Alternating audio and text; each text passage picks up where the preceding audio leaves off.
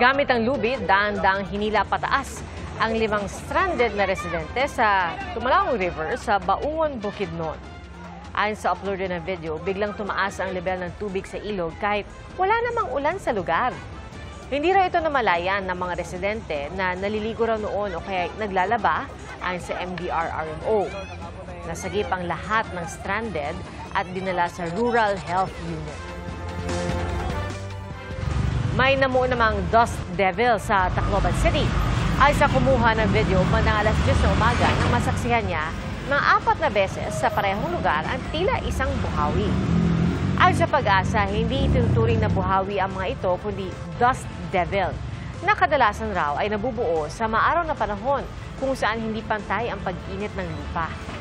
Paalala po nila umiwas kapag may namataang dust devil dahil pwede rin daw itong makapinsala.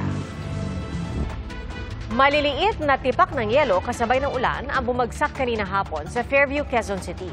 Nakaranas din noon ng malalakas na hangin, kulog at kidlat. Localized thunderstorms ang nagpaulan kanina. Binabantayan pa rin ang bagyong Goryo na posibleng lumakas pa sa mga susunod na oras. Huli itong namataan 340 kilometers silangan-hilagang-silangan ng Itbay at Batanes. Sa inilabas na track ng Pag-asa, magtutuloy-tuloy ang pagkilos ito palapit sa Taiwan kung saan ito posible mag-landfall o tumama bukas na umaga o hapon. At saka po yan tuloy ang lalabas ng PAR, maaaring bukas na hapon o gabi.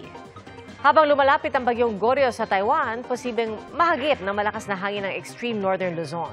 Kaya nakataas ang signal number 1 sa Batanes as of 5 p.m. bulletin. Bukod po sa malakas na bugso ng hangin at ulan, malalaking alon din ang mararanasan dyan kaya delikado sa mga sasakyang pandagat. At sa iba pang bahagi ng bansa, dahil nga malayo ang bagyong Goryo ay hindi gaanong ramdam ang direktang epekto nito.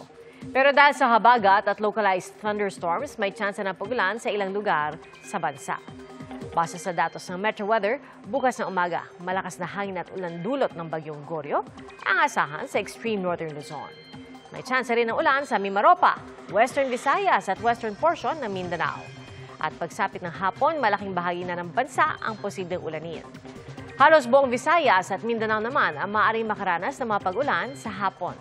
May heavy to intense rains kaya ingat din po sa banta ng baha o landslide.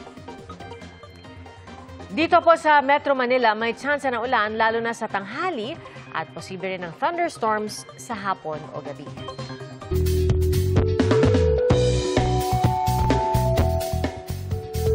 Hindi na lang ang pamosong White Sand Beach ang dinarayo sa Samal Island sa Davao del Norte. Pwedeng mag-ala sirena sa free diving. Simple lang po ang paghahanda, huminga ng malalim, mag-relax at kung kaya, huwag kalimutang ngumiti underwater. Sa Vintar, Ilocos Norte naman, mabighani sa likas na hiwaga ng Encantadora Falls. Bughaw ang tubig na bukas sa mga gustong lumangoy. Maaliw rin sa ganda ng berdeng kabundukan sa paligid. Mga kapuso, salamat sa inyong pagsaksi.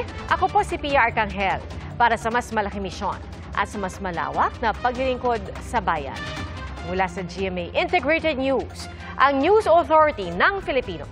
Hanggang bukas, sama-sama po tayong magiging saksi! Mga kapuso, maging una sa saksi. Mag-subscribe sa GMA Integrated News sa YouTube para sa iba't ibang balita.